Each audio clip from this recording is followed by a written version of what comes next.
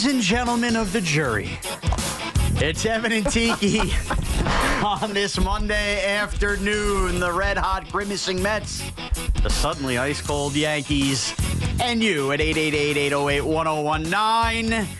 Our friend Evan Roberts is still currently sitting in a courthouse somewhere as an alternate juror because he's the only man in the entertainment business who couldn't figure out how to get out of it. Tiki, good afternoon to you. How are you? All I can do is shake my head, Sean. Oh, boy. We were deemed essential workers during COVID. We were allowed to come in, even though most of us did it remotely. And now, because jury duty, Evan does not want to be an essential worker. He would rather sit and judge with a jury of with a group of his peers, someone or a corporation. I don't actually know what his case is. We have no idea. He's trying to do his civic duty, so we'll let him do his civic duty, and we'll talk about his Mets instead. Yeah, exactly. So we are here for the next 4 hours plus until a Lug hour. At some point, Evan, I think, is going to grace us with his presence when court is dismissed for the day. But I think this is the plan for the foreseeable future until Evan's case is over. Right, that's the problem. We have no idea when he's going to be available. Yes, exactly. It is so perfect, but even more perfect because it is a day today as the Mets get prepared for the Texas Rangers that is the ultimate Evan Roberts day. The season feels as back on as ever. Loogie's power of positivity has worked. The Mets currently sit at 33-37. They have not lost since Grimace threw out the first pitch. More on that later on the Cinco de 5-0. And it is hard not to, if you're a Met fan, feel like, even with you being 4 games under 500, that you get a summer back of baseball, at least temporarily, because we were steamrolling a couple weeks ago towards Tiki, feeling like, you know what, this was a lost summer. Count us down till Jet Giant training camp if you were a Met fan, and this really stunk. But baseball, by instituting this last wild card, Tiki, they're getting exactly what they want. More fan bases feeling like they're involved. It's going to take a lot now to make a Met fan feel like they're right. I feel like the Mets, all of a sudden, and it feels like, because, you know, when you have these series over the weekends, it feels like it happens really quick. Right. Even though it's because we're not working, we're just kind of lazing around. It happened to be Father's Day, so you probably had some beverages Friday, Saturday, and Sunday. Oh, yeah. Right? So the weekend goes really quick. And then if you're kind of just listening in the background or barely paying attention, you're like, wait, the Mets won again and again and again? And then all of a sudden, this weekend becomes a 5-game, if you go back into last week, a 5-game win streak for the Mets, and it's like they're exciting again. They are. And again, they're not 500 yet. No. And they're still a game and a half behind. There's 5 teams above them, you say, but they can catch that easily because there were 7 teams going into the weekend. Right. But all of a sudden, the Mets feel like you want to pay attention now. Like you want to see why this is happening. You want to laud the J.D. Martinez's of the world who's been on fire the last couple of days, and the Francisco Lindors and the Nimmo. Like you just want to laud everybody. Whereas 2 weeks ago, you were ready to just say they can't win. They're going to find a way to lose. And so that's baseball. Like that's the beauty of baseball. You play every day. In football, you don't get this because you have a horrible outing. You got to wait 7 days, or maybe it's 5 days if you play out, whatever it is. You got to maybe wait. It's 10 days if you play bad on Thursday night football. You got to wait almost a week just to make your fans feel better. Whereas in baseball, it's immediate. I mean, look how many people came to the game on Sundays or Saturday and Sunday. The crowd's back. They didn't need a Hello Kitty doll this weekend. No, you're right. It's incredible. And before we get into whether or not the Mets and even their fans should fully buy in, because I have some stats that are going to be really, I think, on the negative side for Met fans, the truth is why? How and how have the Mets gotten back into it? Right off the bat, let's start with Edwin Diaz. Right. He feels like he has his confidence back. Even if the stuff isn't like 100% trumpet-sounding unbelievable like last year, the mental aspect of Edwin Diaz feels like it has to be back. And the idea of getting Lindor and Alonso hitting on all cylinders, the way they start a game yesterday, down 1-0, no problem, boom, the big hitters come up to bat. And like you alluded to, J.D. Martinez, exactly why he's brought in here, to kind of be that third wheel to those two guys. And he had no spring training, took him a while to get going. And, of course, the return of Francisco Alvarez, who is a huge cog, and every time he's in the lineup, he's kind of like the OG Anunoby to the Knicks. The Mets win when Francisco Alvarez is playing. Yeah, I think this is where you give credit to the organization, in particular, Carlos Mendoza, because it would have been easy to get alarmist early in the season and start making serious lineup changes, quitting on guys, I know they did it with Jeff McNeil for a little bit, but now Jeff McNeil is right back in the middle of everything, and he's actually doing good things with his glove on the defensive side of the equation here. But it would have been really easy to just say, I'm new here. I don't like what's happening. I'm moving everything around. Right. And then ultimately, some of you guys, just sorry. You're just not going to be here. They've stayed the course. And I think you can do that. And I give Mindy credit, but I think you can do that when you know that Francisco Lindor is a good player. Right. Pete Alonso's a good player.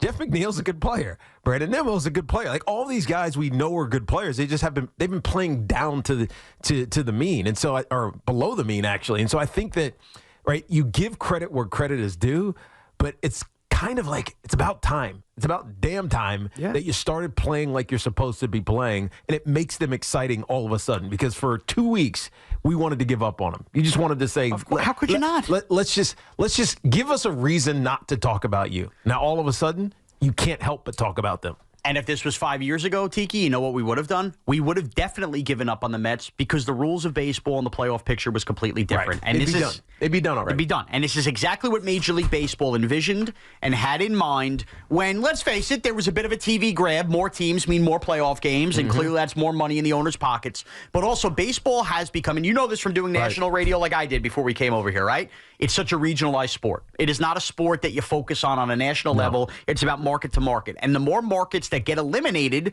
or feel like they're eliminated, the more people check out on baseball. And now the idea that there's 6 teams in each league that make the playoffs. And much like in the NFL, where you might look around and go, how is a 7-9 team alive for the playoffs?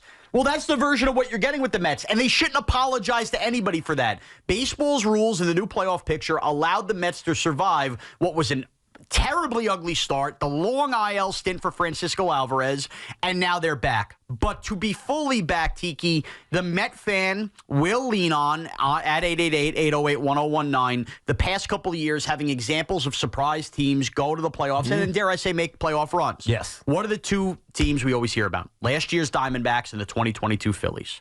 So old Uncle Shawnee cracked his knuckles in and said, well, all right, well, how does this Met team really compare? To believe in the 2024 Mets as a true playoff team, and you should not apologize. And this is based on Diamondbacks and Phillies. And based on the Phillies from the last couple of seasons. On June 17th of 2024, the Mets currently sit at 33-37, a game and a half out of the last wild card. However, only 2 teams still worse than them in the National League. Think about that. It's not like they climbed 2, they jumped 3 other teams. Yeah. Now, it's tightened up. They're a game and a half out. That's how crazy it is. But only 2 teams are worse than them in the National League. 33-37, which is nuts. That's nuts. And by the way, baseball probably loves it. But so to your baseball point, real quick before you continue, this is what they needed to prevent. Too many teams at this point, mid-June, were basically quitting on the season. Yeah. They hadn't even popped fireworks nights yet. They were just like, all right, we're done. Who can we get rid of? Hey, I know we love you, XYZ star, but guess what? You're someone else, come the trade deadline at the end of July. So it forces teams to have to wait before they start selling off and just quitting on the season. That is actually a good thing. Yeah. Yeah, so I think that's healthy for baseball. And again, you should not apologize if you're one of these teams. But 2 years ago, people bring up the Phillies, and they went on a magical run. Of course, we know World Series, the whole deal. Mm-hmm. On this date, when everybody thought they were dead and buried, the Phillies were still 35-31. So, okay, they were 4 games over. The Mets are 4 games under. All right, two less wins the Mets have. And they needed to get healthy. Bryce Harper had to come back. No doubt. They had a lot of problems. Fired a manager and everything. They had 7 teams in the National League behind them on this date. So that Philly team that everybody points to, think about that. 2 teams behind the Mets, 7 teams behind them, and we're still 4 games over. The Diamondbacks, who I know were a surprise all year, they really, if everybody remembers, were not a team that got off to a slow start. They hit a midsummer swoon to go down. So they were actually on this date last year, the Diamondbacks, 43-28. Wow. So I say that to say, if you are going to be a believer in this Met run, 5 straight wins, and believe that it's more than just a little mini hot streak, that this team has found itself, Alvarez back, the whole deal, to believe in that would mean that you believe that this Met team would have to feel more magical of a playoff team than the Diamondbacks of last year and the Phillies the year before. Who started the year well. Right. And the Phillies who didn't start the year well, but still at this point were 4 games over 500. So do you have the guts and the guile and the power of positivity that Loogie's alluded to look at this Met team and go, I believe, and not only do I believe, they will be the next story written about that whenever, we could be the Diamondbacks, Lindor talked about, we could be the Phillies. Will a team look back and go, we could be the 2024 New York Mets, 4 games under? Loogie, the power of positivity? It sounds like you're not, Sean. I'm not. It sounds like you're telling everyone, yes, that story with the Diamondbacks was amazing. The story with the Phillies was even better. But the Mets are not that. You kind of read right through me. They are not what we saw over the last couple of years, simply because of the circumstance. I mean, I think it's easy to forget circumstance, right? It's easy to forget. Oh, wait, the Diamondbacks actually started pretty well last year, and they went through a swing. Oh, yeah, the Phillies stunk early, and they fired Girardi Rob Thompson. Thompson, yeah. They hired Thompson, and while it didn't immediately make an impact, ultimately the clubhouse got better. Right? Because that was the issue. The clubhouse got better, and then Bryce Harper got healthy. The Mets aren't going through any of those things. No, they're not. Right? They got a brand new skip, and the only thing you can point to in the clubhouse is that the stars are underperforming. Yeah. And losing Alvarez hurt, but nonetheless, yes. Losing Alvarez hurt. But Alonso Lindor not clicking. Diaz, right.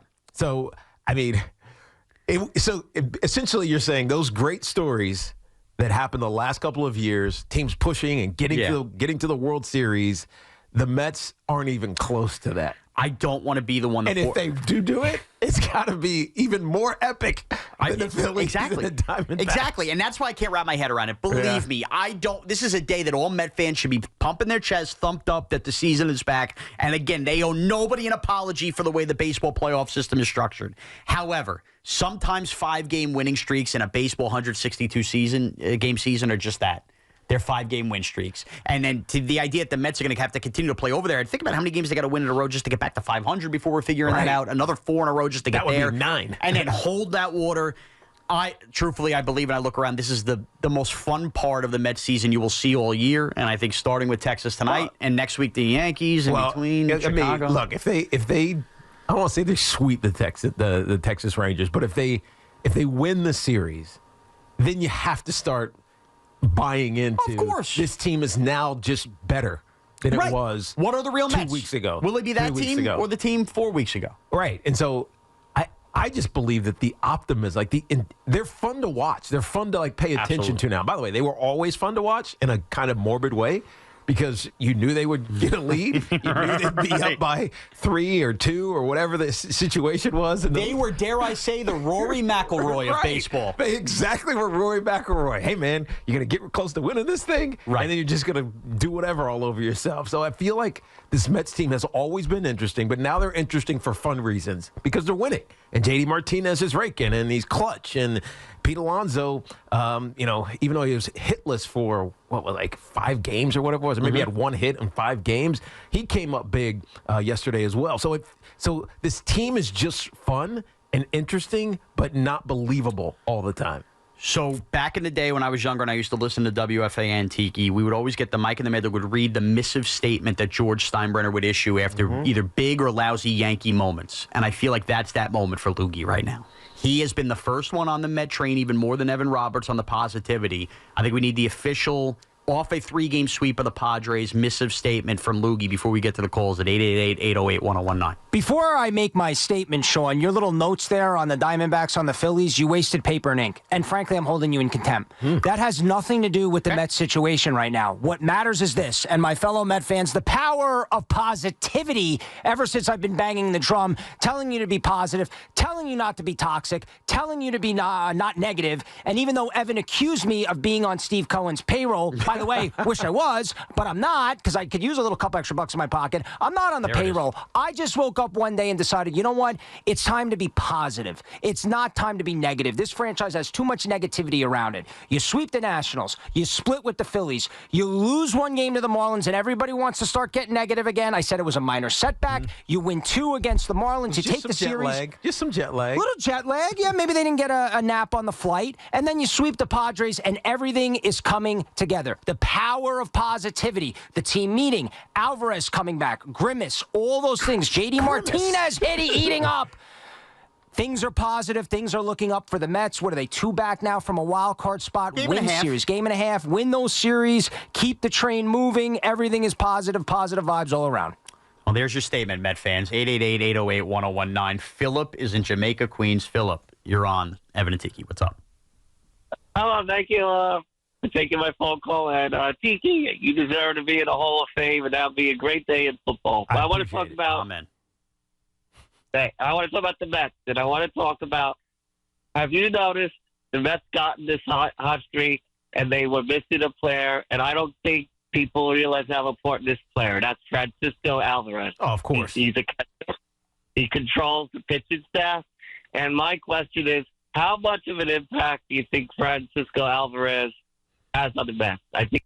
Well, I mean, I think it's obvious how much of an. First of all, we remember this from a year ago. His work ethic is unbelievable because when he came up, everybody was, I don't know, thinking that he was going to be this power hitting catcher. Yeah. But his defense needed work. Of course. Right? That he wouldn't be able to call games as effectively as a veteran, Nito or whoever it was, could call games. And at that time with a veteran staff, right? Scherzer alike. Right. Scherzer and Verlander, etc. He was amazing with those guys. I mean, there were points of last season where you'd see him basically controlling the pitcher's emotion by calling a timeout, right? Walking out to the mound, calming them down. His defense in front, blocking things in the dirt. He has intangibles behind the plate. He's throwing guys out. Right? So you knew his work ethic, what it was, simply from watching him as a rookie. And then this year, you come to expect that again. Now, he's important, but they have a combo because Luis Torrens has been unbelievable as well. Yeah. Right? Yeah. Defensively and offensively. They have two clutch options behind the dish. And look, I don't know. What a find, by the way. Right. I don't know if Francisco Alvarez is like that clubhouse leader. I don't know if he's this rah-rah guy. But there are certain players that just do it by how they act, right? And how they work. And he's definitely one of those guys. I'm tired of that, too. You should be allowed to be a really good player and not have to be thrust on to have this leadership role, something like that. If that's not what Alvarez is, that's fine. Right, just go play hard. Go play hard. They're 15-6 this year when Francisco Alvarez plays baseball. That is an undeniable stat. He is that important. The lineup looks so much lengthier. Now, Torrens has been hitting, too, when he's been playing. Right. But the lineup looks so much lengthier when he is in there. He is an absolute positive cog, and one that we knew. Think about the last time the Mets were rolling. Went out right before Alvarez got hurt. They were playing great out west, that Dodgers series. He goes down, and when did everything sink for this team? The moment Alvarez was on the IL. That's how important. So while we all claw for the back of the baseball card with Alonso and Lindor, well, notice how they've gotten going here since Alvarez has returned as well. Danny and Roslyn. Hey. Danny, what's up? Hi, how are you, Loogie?